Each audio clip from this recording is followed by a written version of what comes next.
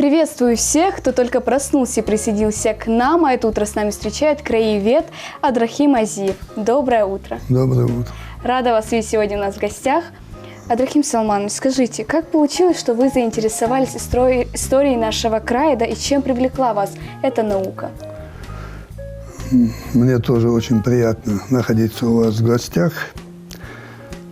Ну, начнем с того, что я вырос в семье педагогов, в семье, которая занималась просвещением народа. Отсюда волей-неволей начинаешь интересоваться краем.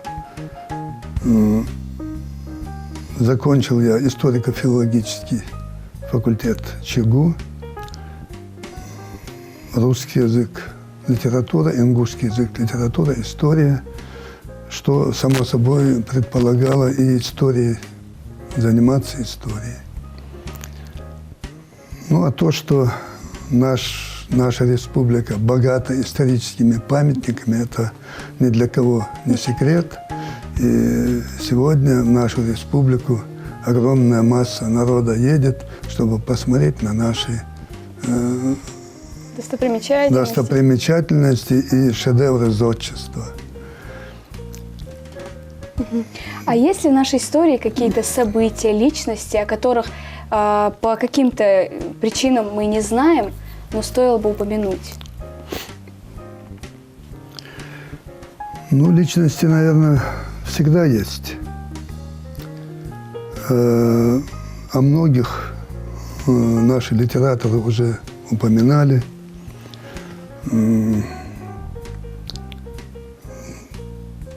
Если взять хотя бы то, что в период татаро-монгольского нашествия 20 лет они не могли пробиться к нам в горы, и в конце концов по Дарьяльскому ущелью пошли дальше на Грузию, оттуда на Балканы и почти до середины Франции дошли. Но 20 лет пробиться к нам наши ущелья так и не смогли. Ну, отдельные отряды пытались пробиваться, их уничтожали. Любые поселения, до которых они достигали, они сжигали дотла, чтобы выжечь в нас нашу историю, чтобы мы не могли возродиться. Но, как феникс из пепла, мы всегда возрождались, мы всегда поднимались, и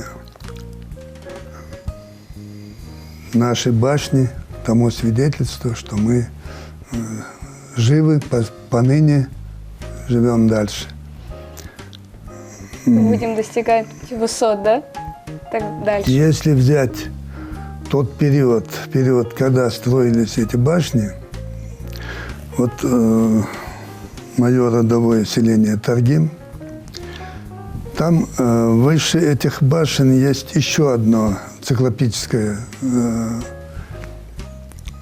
строение, в котором нет ни одного грамма раствора, но настолько четко подогнаны камни, что они вот метра 2 с лишним высотой, стены еще стоят. А они намного древние башни Таргима. Адрахим Салманович, я знаю, что вы готовите выставку. Расскажите нам об этом. Ну, я с малых лет постоянно занимался фотографией. Начиная где-то с 1958 года, дядя мне подарил фотоаппарат «Москва-4». Потом он как гармошка выдвигается и панорамно снимает 6:6, 6:9 кадры. Затем он поменялся со мной. Москва-4 забрал, Москва-5 мне дал. И вот так вот эта любовь к фотографии. Я начал снимать горные пейзажи, наши башни. Ну и постепенно история нашего народа изобилует событиями такими, что их надо как-то зафиксировать. Вот у меня подготовлено 8-9 направлений фотографии А4 формат. Это 2-3 съезды ингушского народа, многодневный митинг 6-14 марта 90-го года на статью Грачева и Халина «Кунаки всегда поладят». Они написали в «Правде» статью. На эту статью отклик ингушского народа был. Это многодневный митинг. По этому митингу приезд депутатов Белозерцевой и Старовойтовой. Затем поездка депутатов всех уровней, 380 человек из Назрани на автобусах до Москвы. И у меня все эти этапы запечатлены. И там встреча с Рудским и Русланом Хасбулатовым. Вот. И, собственно говоря, я не думаю, что вот этот поход депутатов достиг каких-то результатов. Поездка состоялась, но не настолько продуктивно, чтобы действительно поездка депутатов всех уровней в Москву, от депутатов Верховного Совета СССР до депутатов местных советов. Затем поездка духовенства Чечено-Ингушской республики. Чеченский муфтий, наш муфтий, все хаджи поехали в Северную Осетию на встречу с Галазовым по поводу пригородного района.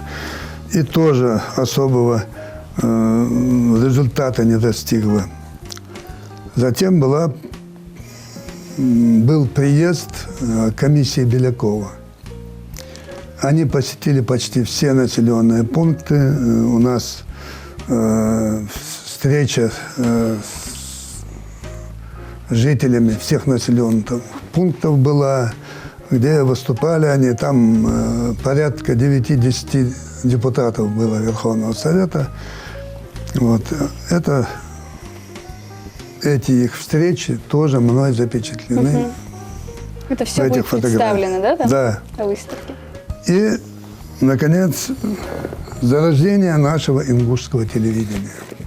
Подошли мы все-таки к этой теме. Да. Это вот приезд ставропольских товарищей, которые помогли нам с аппаратурой.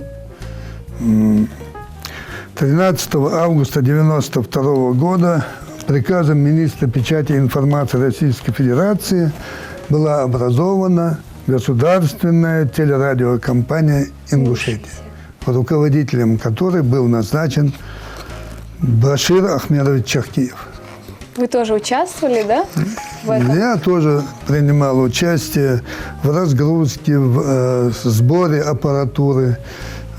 Посильный вклад в это дело внес я. Вон, видно, сзади БТР стоит, да, под охраной видно, БТРа, да. Вагончики, в которых жили эти ставропольские товарищи. Начали проводить... Это духовная программа, да? Духовная программа «Пярыска-Бис». Там вот видно Пошев Ахмед со своими учениками, муталимами. Правовая программа была. Здесь мы видим судью. Это как нынешнее ваше право, да? Судью и прокурора, с которыми вот один из первых наших ведущих, Кадзоев Аслан, проводит интервью. Угу. Здесь вот сидит рядом Башир Чахкиев и руководитель этой ставропольской группы. Это вот оператор. Нам повезло, Ставропольский оператор. Да, вы первые. Вот там вот товарищ, отвечавший за безопасность телерадиокомпании. Закадровые моменты. Здесь мы видим Моисеева Руслана, звукооператора Хаджи Умара Чичоева. Это не обязательно. Здесь вот одни из первых ведущих программ Кадзоева Дугархан. Это наша коллега. Да, Она с нами работает. очень хорошо. Да. Ну, вот здесь мы видим всех этих товарищей. Они Ну, команда не слишком большая, да? Там, я вижу, 3 женщины с вами работают. там 3-4 женщины были. Мы организовывали и музыкальные программы. Вот мы видим полный состав всей телерадиокомпании. Ну, вот так вот заинтересовался я краеведением, начал встречаться со стариками, выезжать в горы, спрашивать у них, собирать полевой материал. Вот таким образом стал я краеведом. Ваш отец Салман Азиев внес неоценимый вклад в развитие образования, культуры и в целом нашего края. Как-то повлияла ли его работа на то, что выбрали вы этот путь? Интересный вопрос. Работая над учебниками грамматики, ну, я говорил, что мы все педагоги в семье. Он утром, перед тем, как мы идем на работу, он говорил нам, вот, зачитывал правила и говорил, чтобы вечером по 3 примера каждый представил. Заставляя нас работать над этим правилом, он заставлял нас запоминать его. И в процессе преподавания работать над этим. Таким образом, мы всегда были связаны с ингушским языком. Получается, любовь к родному языку у вас привита с детства, да? Ну, во всяком случае, начиная с 57-58 года, когда я уже более-менее сознательно занялся языком, преподавала его старшая сестра, и если кому-то она за этот ответ могла поставить 4, мне она могла поставить только 2. Как так? Вот так, хочешь не хочешь, учи так, чтобы на 5 отвечать. Поэтому То приходилось... есть хорошо, учить. удовлетворительно, У это меня не нет, про вас. Да, это не для меня. Ну, поэтому вот сейчас, честно говоря, уже на старости лет, я в 17-м году закончил магистратуру. Никогда не поздно. Да, учиться никогда не поздно. И это благодаря Кулбужеву Магомеду Аббасовичу, завкафедрой ингушского языка, декану, который чуть ли не насильно отправил меня за документами. Я пришел в приемную комиссию, чтобы чьи-то документы сдать. Он у меня отобрал эти документы и сказал, немедленно принеси свои. Вот так я попал Первый туда. магистр, Да. получается. Ну, поэтому я занялся переводами. У меня переведены на ингушский язык свыше 35 сказок народов мира. Интересно. «Кот в сапогах», «Гадкий утенок» и подобного типа. Переведены сборник стихов. А интересно узнать, мы все знакомы с поэзией вашего отца, а вы увлекаетесь, пишете ли вы стихи? Пишу и стихи, есть у меня и стихи. Вот, кстати, о крепости, которую мы сегодня снимали.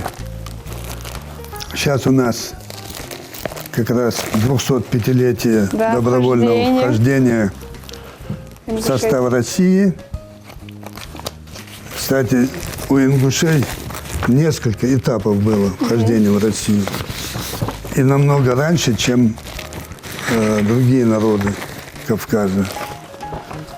И вот я... А у меня из окна видна крепость из дома.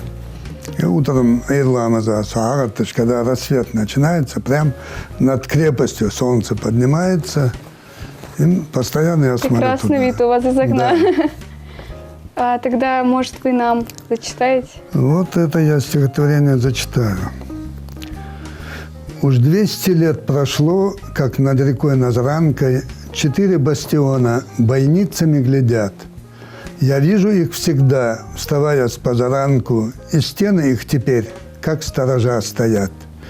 Когда-то гарнизон здесь нес исправно службу, солдаты день за днем здесь караул несли. Скрепляя на века свою с Россией дружбу, старейшины родов присягу принесли. Близ горного села, на склоне под Ангуштом, старейшины родов произнесли слова: «Россия нам мила, за ней в огонь и в воду, любой ингуш готов любого бить врага». И с тех далеких пор, перетерпев немало, народ мой никогда тех слов не нарушал. В годину тяжких бед, а их всегда хватало, присяге верность той народ мой доказал. Во времена боев на перевале Шипки или в боях с врагом на Первой мировой являли героизм джигиты из глубинки и на лихих конях громили всех врагов. Когда Европу всю, поставив на колени, России рубежи фашисты перешли. На всех фронтах страны, без страха и без лени, как яростные львы, сражались ингуши. Сражались в небесах или на ровном месте, старались быть всегда смелее и храбрей. И удивил врагов среди развалин Бреста последний из живых ингуш у Мангирей. Лихих богатырей, достойных генералов взрастить сумела ты, ингушская земля. Их подвиги всегда Россия отмечала, и в памяти людей всегда их имена. И Плиев Саварбек, сражавшийся под Курском, Цароев Абдулла, он бил в тылу врага, Асканов Сулымбек, стрелой пронзивший небо, и Аушев Руслан, прошедший сквозь Афган. Их всех не перечтешь, но имена их святы навечно сохранятся в памяти людской. И верные всегда своей отцовской клятве мы гордо заявляем: Россия, мы с тобой. Прекрасное стихотворение. Все-таки передалось вам это, видимо, этот дар от отца, так скажем, по наследству. У меня на первых 2 курсах преподавателем был Харчевников Владимир Иванович. Это великолепный знаток тонического, силаба тонического стихосложения, который прям вложил в нас эту любовь к стихам. Ну, я все время любил читать стихи, любил... Любили вы поэзию, да? Поэзию вообще любил, поэзию Востока, поэзию классиков, восточноевропейскую поэзию. И особенно нашу поэзию. У нас очень много выдающихся поэтов. Навеянные нашим мэтром Идрисом Базоркиным, его книгой, вернее, «Из тьмовиков». Вот я тут стихотворение «Мят села» написал.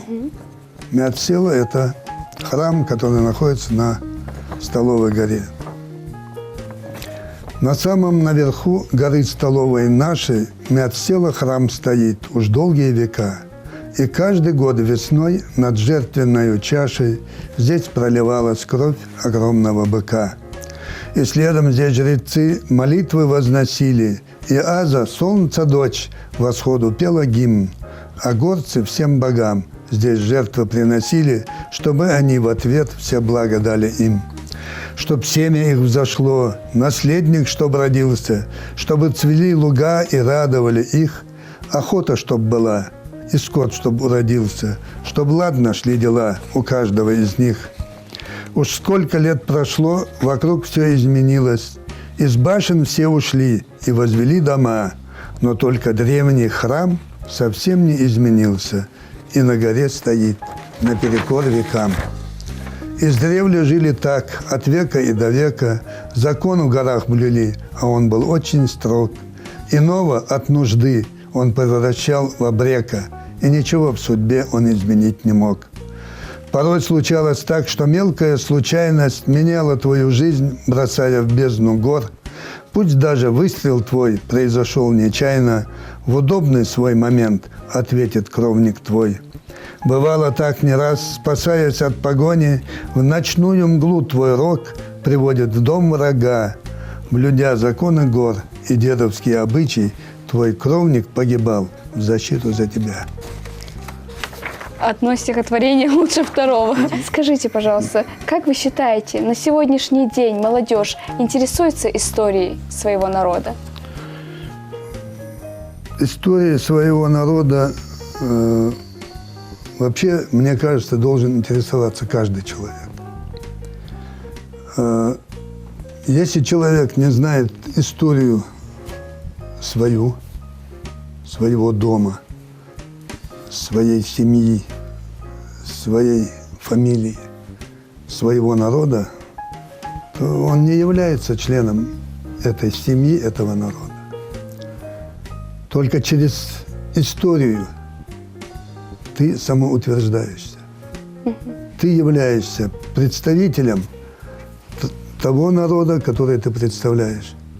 Если ты можешь рассказать об этом народе, если ты можешь показать что-то об этом народе, то в этом случае ты являешься членом этого народа. А какие книги стоит прочитать тем, кто желает узнать свою историю? Лично я почти все книги Кодзоева Исы прочитал.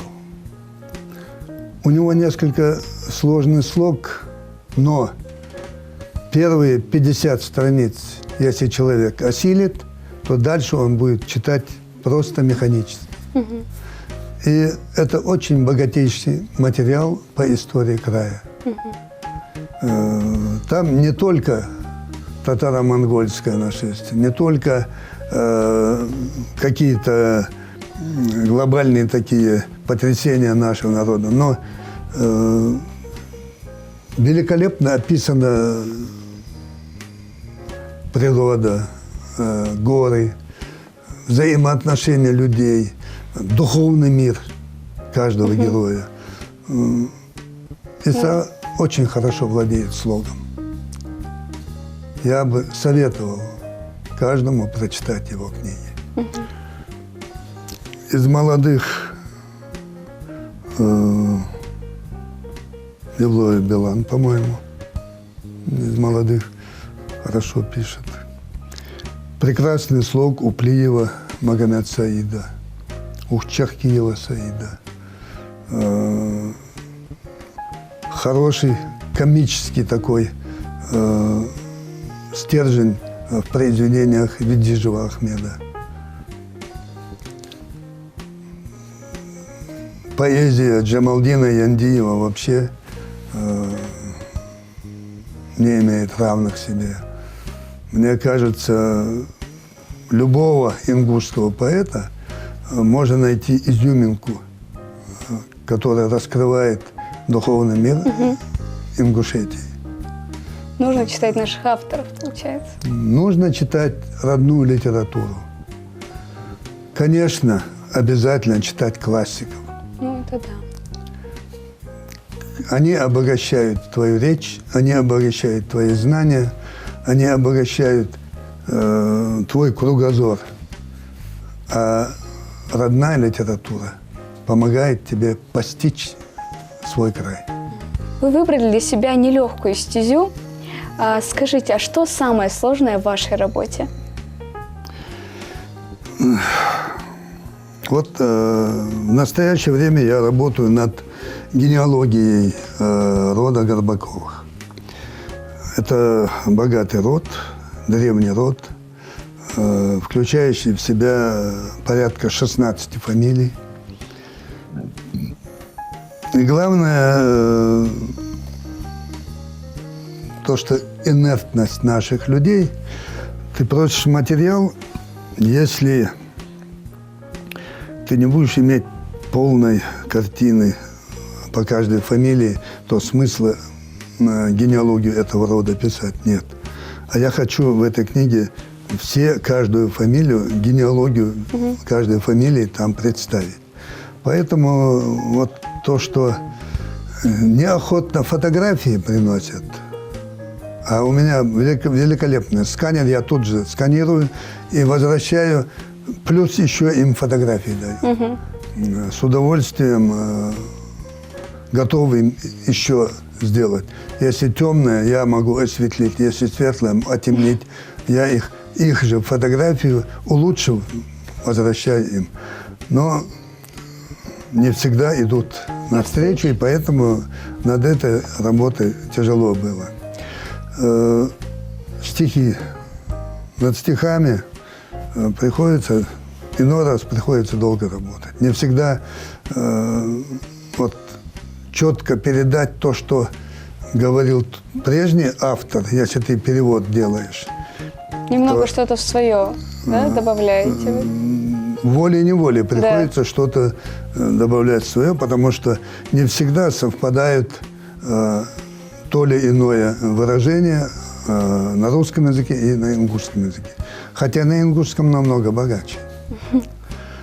Вот. И на сегодня у меня подготовлена, у меня была дипломная работа в магистратуре Азиев Салман, Вахар Коллама Нак. Так, у меня 2 монографии, это Галгай Мачняхе, Халняхе, Анада, Цараш. Ажил мел с нянянца Боноер, Суншиющер, Зоное Соное. Царнана Шолжгазер по имени Сунжи. Суншиющер Фордагази Тиркагази. Красивые имена. Так, с нян Деющер Ахчиях. Вот колоритные это имена, передающие какой-то наш менталитет, я думаю.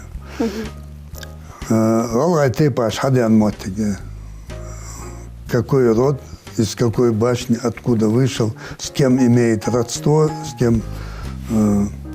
Так, Дунян Ками Фельгиш, нами говорит 35 сказок. Так, сборник детских стихов «Мамай Малхальгяхжи». Вы сейчас над этим, да, работаете? Вот я перевел, тут 15 стихов детских, очень красивые стихи. Мне понравились, я поэтому перевел их на ингушский язык. И свои стихи на русском, ингушском языке. И полностью подготовил к изданию собрание сочинений Салмана Азиева. Потому что сегодня даже в библиотеках я не могу найти его сборники стихов. Его работы, да? Да. Ну, мы вам желаем удачи. Спасибо вам, что нашли время, пришли к нам сегодня в студию. Было приятно с вами побеседовать, узнать что-то новое о вас и узнать, что вот сейчас будет издаваться, да, сборник Будем сочинений. Надеяться, что Будем надеяться на это. спонсоры, которые возьмутся за это, да. А я напоминаю нашим дорогим телезрителям, что это утро с нами встречал краевед Адрахим Азиев. Эфир «Утро» продолжается, и не переключайтесь.